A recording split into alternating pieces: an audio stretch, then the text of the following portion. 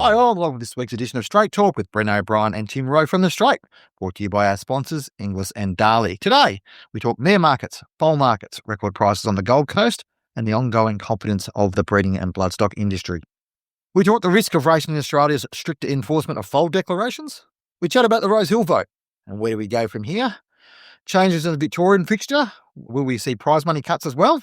And in wagering, will Tabcorp's new retail-focused approach get people back to the pubs and back to the pub tabs and back to the tabs? Tim, great to have you here. We had a big week on the Gold Coast. We can start off there because it was, there'll be plenty of time to discuss about Rosehill later on. But, obviously another remarkable week of trade. We've got sick of using the word remarkable, I suppose. But, what was your vibe out of the, out of the few days we had up there? The weaning market was obviously strong, and then the mare market even stronger, really.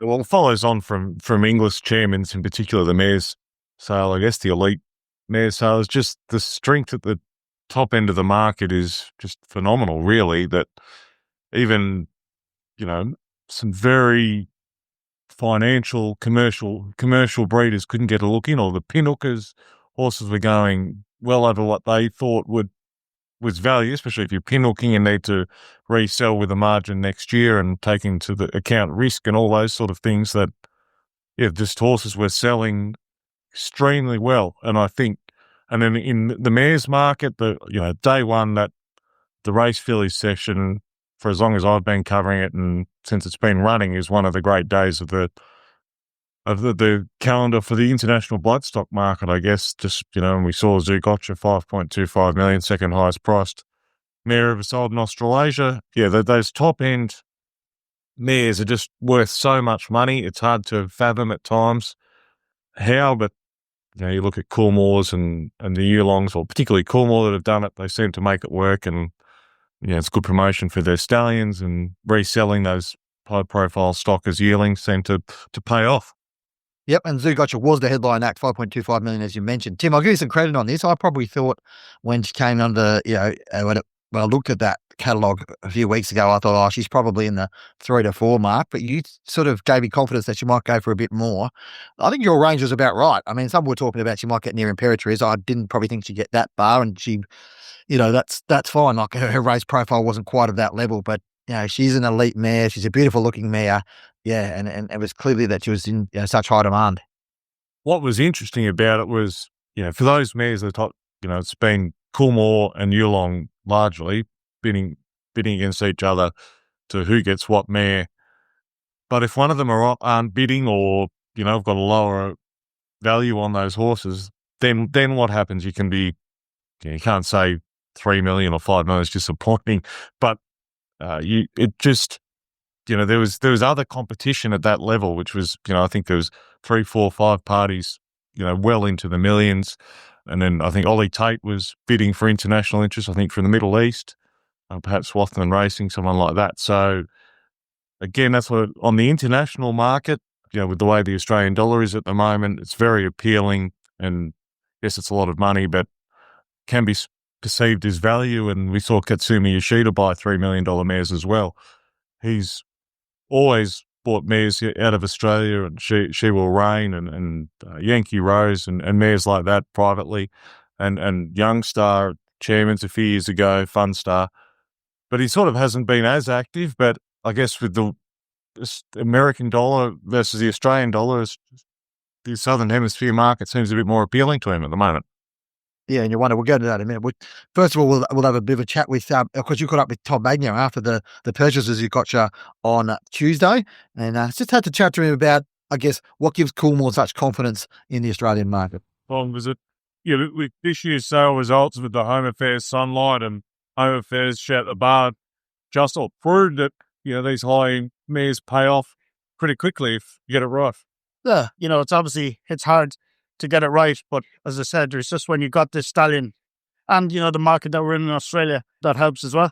I think it kind of kicks all the boxes, but it's just the whole thing is just Wooden Basset, and like you see Albert Einstein in Italy and all these good horses that are coming out, and even Wotan hopefully now will come back as a good 3-year-old.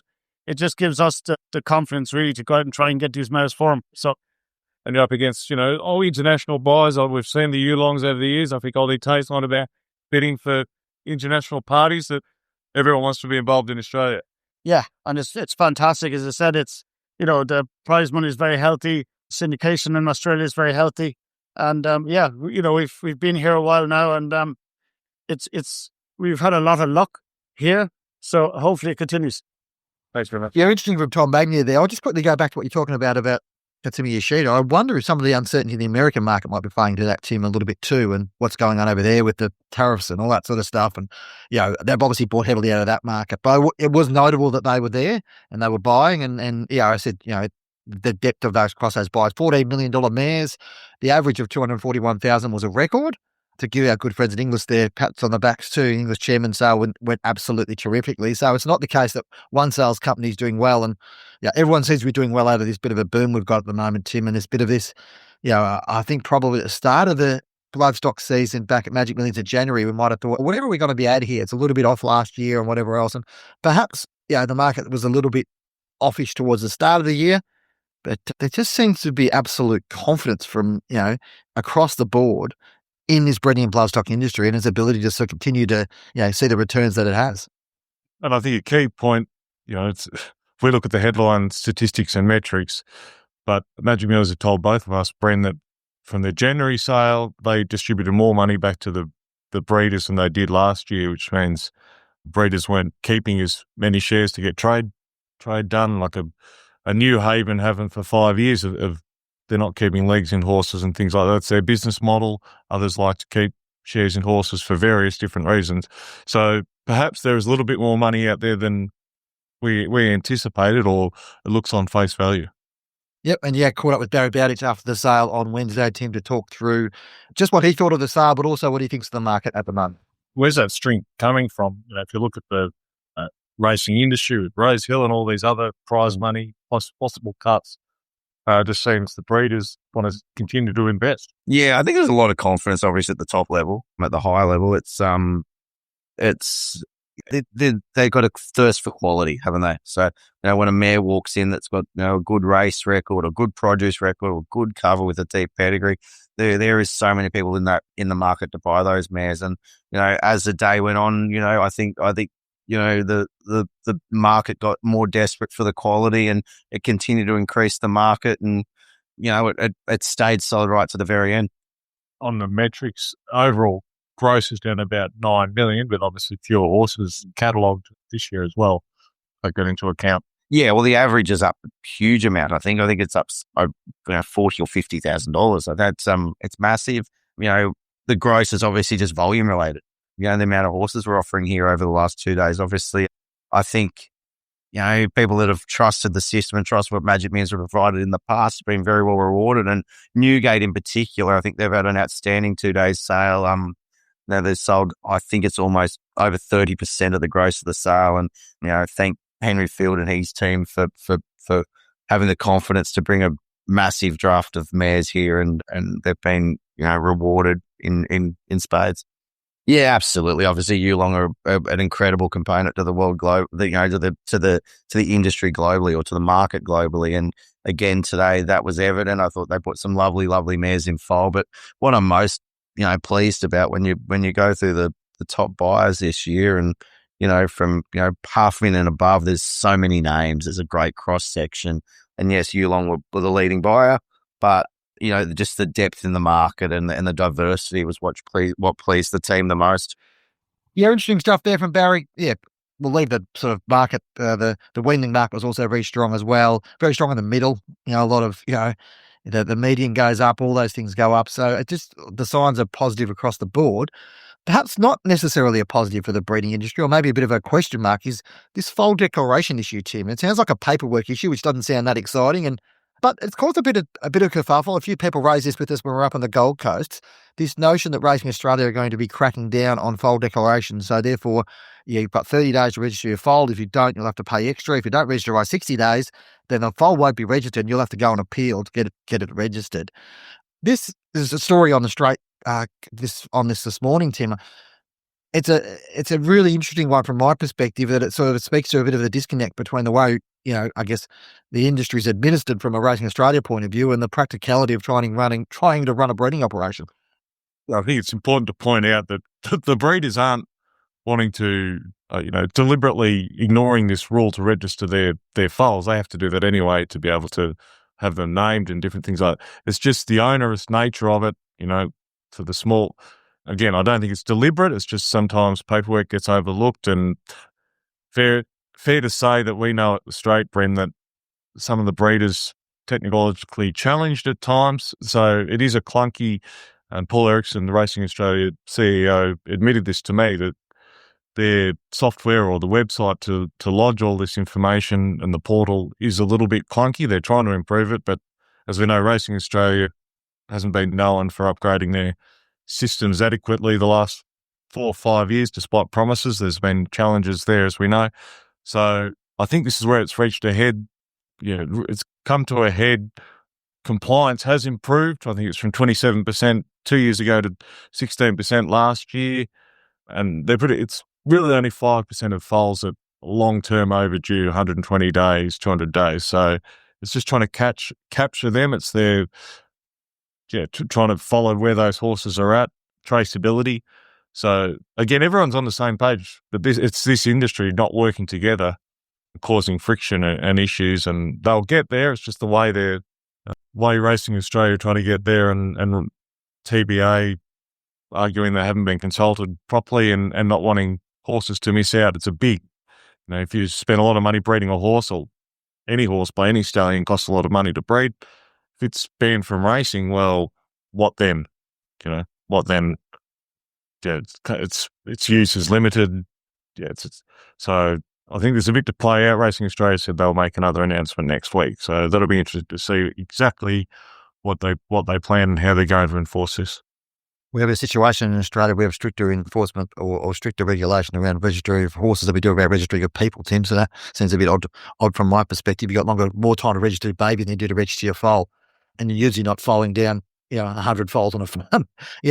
I think I understand that the principle, how this works and where this sits. I get where that's coming from, but the practicality from a breeding perspective, and it just puts more onerous restrictions on breeders who are struggling, particularly smaller breeders. I think much of the fact that obviously fewer numbers makes it probably easier for them in terms of, but it's there's a lot to do.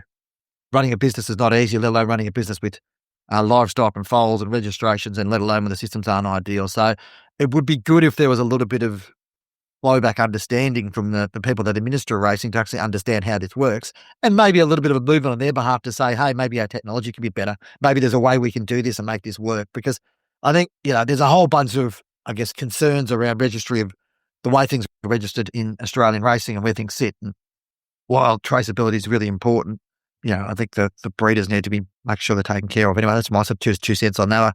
I feel like the concept of foals being banned from racing is just such a bad look for racing. It's something that we probably need to move on from, Tim. I think, you said you sort of delved into the issue. Racing Australia said they're going to come back and talk to the breeders, but it doesn't speak well for the communication lines in the industry when this is happening. No, absolutely not. And there's as we know, there's a labour staffing shortage in racing, full stop, and that's what extends to the breeding industry. So that quite often people are doing, managing the horses, which is intensive, and then having to do paperwork at night, and sometimes things just get missed. Said it's not deliberate. It's not the breeders wanting to ignore these rules. They want to do it, and they do it. It's just sometimes they don't meet the 30-day, pretty stringent deadlines when you might be having, a lot of foals born in a shorter period of time in August and September. Yeah, and so that's just how it gets missed. And Paul Erickson revealed that to me that it is across the board. It's not just hobbyists. It spreads right across to commercial farms and where the non-compliance is occurring. And again, I'd like to think they're not trying to capture everyone and say, look, this horse is banned because it's registered after 60 days. It's just that 5% of missing foals. Where are they? And hopefully they can come to some sort of agreement and practicalities, taken into account in the next, before their breeding season starts in only, a couple of months. Following segment is brought to you by Inglis. Don't miss the Great Southern Weanling Sale at Oaklands on Friday, June 13, the final live sale of the Southern Hemisphere season. The 320-strong catalogue includes weanlings by leading stallions like Toronado, Too Darn Hot, I'm Invincible, Zoostar, Wooten Bassett, Ole Kirk and Justify, as well as the first crop of 9-time Group 1 winning champion Animo. The Great Southern Weaning Sale has long proven the right option for buyers, whether it be pinhookers or end users. Sale graduates such as Montefilia, Behemoth, Extra Brute, Keitra and Luna Fox have all been Group 1 winners in recent season. The sale also continues to be a proven source for pinhookers looking to achieve quality returns. The catalogue is available now at inglis.com.au.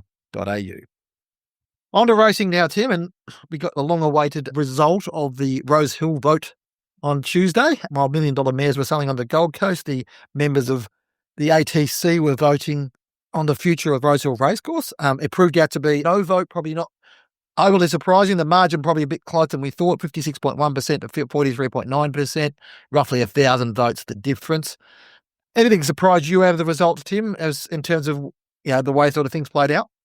Probably just the margin, but as speaking to people at the sales, were a lot of members of the ATC were those on the no side were concerned that the gap was narrowing, and that actually, because there's a lot of members that they don't know personally, where they in the old days they say they used to know pretty much every member of the ATC and the STC, OJC back then, that now they're not familiar with a lot of them. So hearing their points, or they weren't clear of their opinion, and clear that played out as it is. It's still in a small sample, quite a small sample size really, that it was still a strong result, but at one stage we thought it was sort of going to be 80-20 or 70-30, I think, perhaps, and it hasn't played out that way. So, interesting from here where it goes to, that's for sure.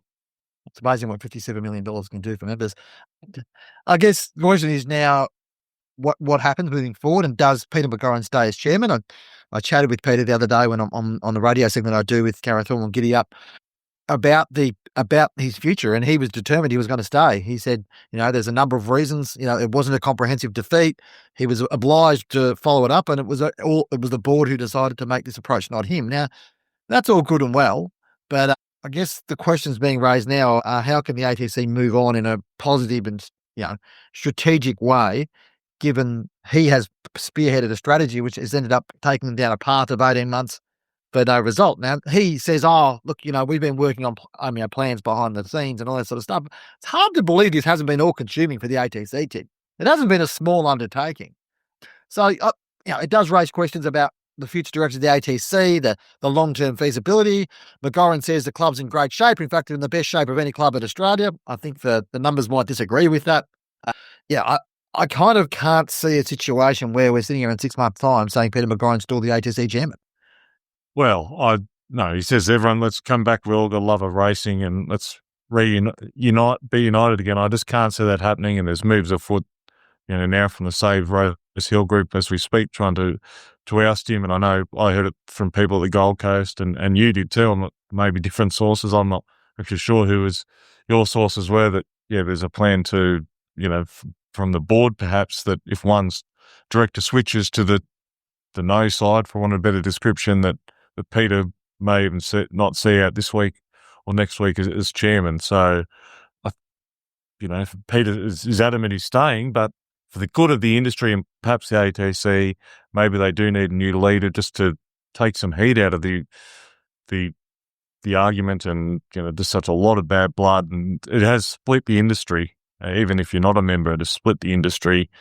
And so for the good of the club, I think a new leader would be a positive, but Peter's, he's a career politician. He's been through the ringer before, and whether he can outlast it, maybe he thinks he can. What was interesting was Peter's a former Thoroughbred Breeders Australia chief executive, I think sort of after EI, and so it was quite a long time ago, but breeders sort of haven't forgotten that. He sort of didn't have as many friends as I thought he might in the breeding industry from his time there, which is quite interesting that they've held on to that, I guess, grudges and things like that. So, you'd have him favourite that he won't last, put it that way. Yeah. I guess the other question is, this is probably always for a lot of people involved in the no group. It was always about a lot more than just Rosehill. This was about discontent with the way that New South Wales racing is being run, and racing New South Wales is being run, to be perfectly honest. The question now becomes, having achieved what they've achieved with Rosehill, do the the forces for change, I suppose, to characterise them that way.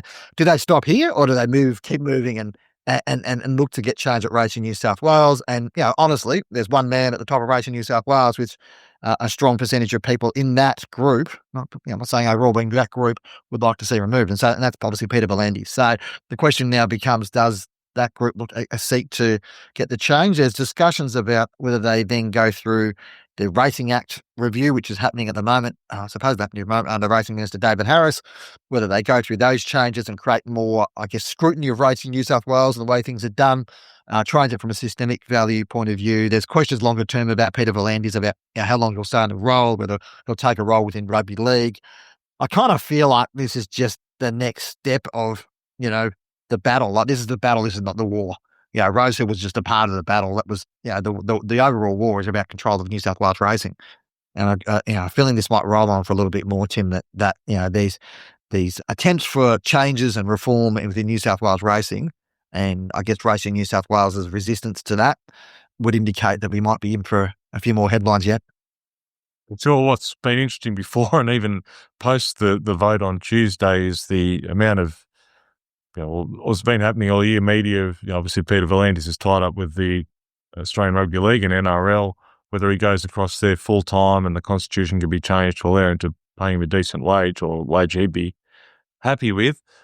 And he projected it only a few months ago through a Buzz Rothfield column in the Daily Telegraph, and now there was another piece, I think it was Sydney Morning Herald, suggesting that he might end up across there. So moves are afoot. I think, maybe. Well, he's been there 20 years, so if he can leave if he wants to, and he'll have an exit plan. It's just when and how, and whether rugby league becomes his next full-time target. Moving down south now to Victoria, and there's an announcement on Wednesday, I think it was, that some Victorian race dates for 2025-26. They included a reduction of 18 race fixtures across from December to May, which I thought was interesting.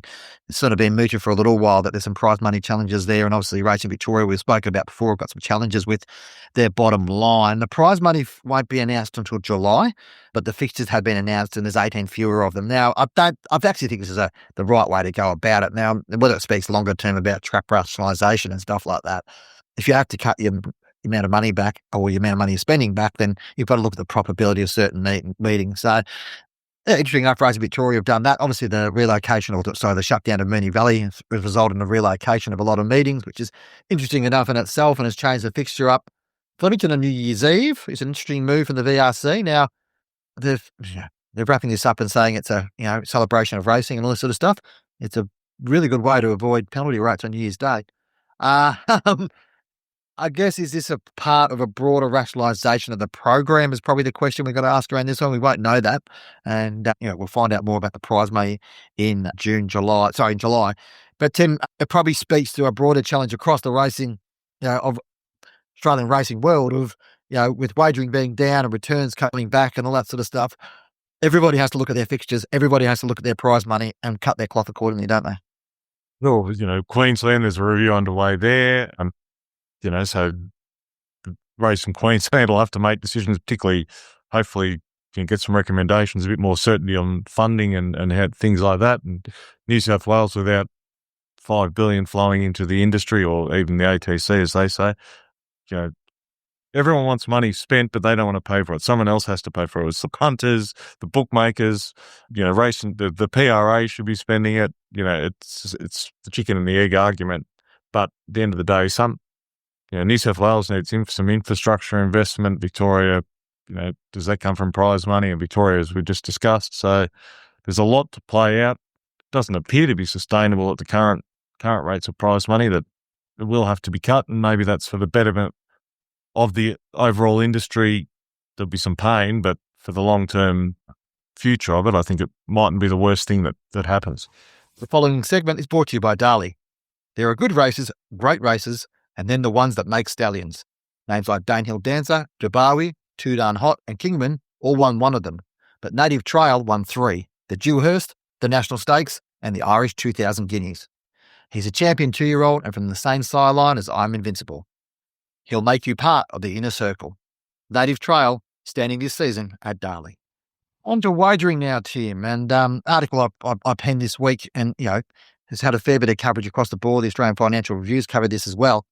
Tabcorp has sort of prioritised retail as its as its way moving forward, as an opportunity for it moving forward. Now, obviously, they hold a retail monopoly in every state apart from South Australia, apart from Western Australia. So it's not surprising that they'd move into this and they'd move towards this space. But significant investment in venue. They've got this tab time concept that on a Saturday afternoon you go down the pub or go to your venue and you enjoy a few bonus bets and a good environment and all that sort of stuff.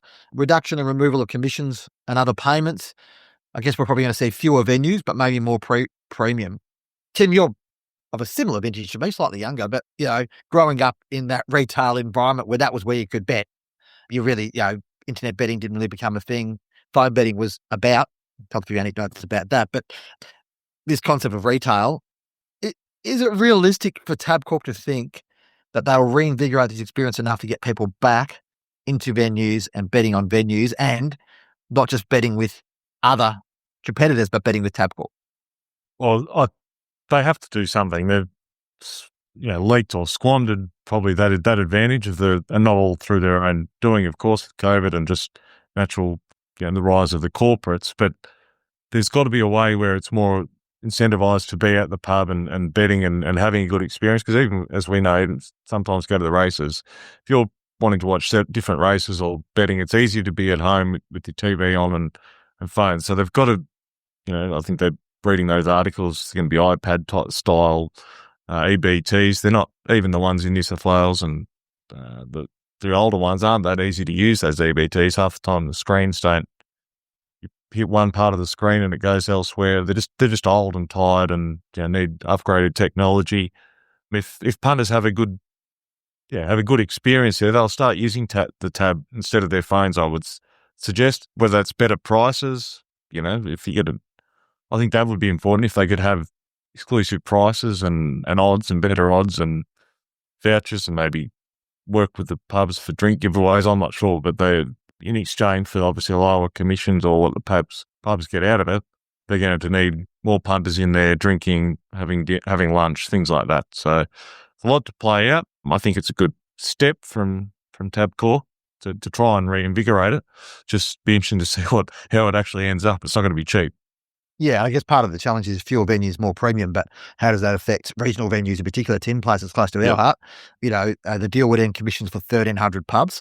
Does that mean that, little towns lose their pub tabs? That might be the case, but that's an issue for racing because it becomes part of the foothold where, sure, people in country towns, plenty of people bet online, but, there still is that old-fashioned, cash betting, old lady, old bloke going down to put the bets on Saturday morning sort of crowd, which would be pity if racing isolated that crowd for the sake of some corporate efficiencies and flashy things. But I think the agency experience is pretty horrible. It was pretty horrible when it was back in the old days, to be perfectly honest. Plenty of good stories, but as a young bloke cutting your teeth there and putting your elbows out and trying to get a bet on, it was always a bit precarious, particularly in the days of the tracksuit gang in Brunswick. in northern Melbourne, I can tell you that, Coburg. Just to give some context, the percentage of wagering turnover generated through retail on racing in Australia has around 6.4%. It was 167%. To put that in real terms, it was $6.5 billion in 2000 and 2001. A lot of that would have been cash.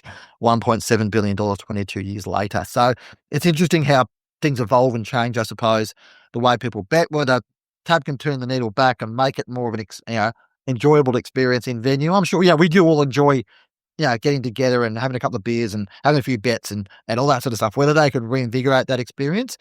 I think there's merit in it, as you say. The challenge is hopefully it doesn't come at the cost of, the ability for those smaller communities to still, be able to do what they have do. As we know, that regional areas tend to be a bit conservative in their technology choices. And so, somebody walking into a pub tab that looks like an Apple store might be a bit confronting for some people, but we'll see how it plays out, I suppose. And Pokies Plus was where I used to go, Brennan, at High Point. I'm not sure it's still there. Maybe there's, since I left quite a few years ago, maybe it's turnover went downhill, not just, so I spent a lot of time there. Maybe I would have been better off. I went to my lectures instead of betting on a Tuesday elsewhere. You're not the only one, but anyway, we're educated in a different way, Tim. Yes, exactly.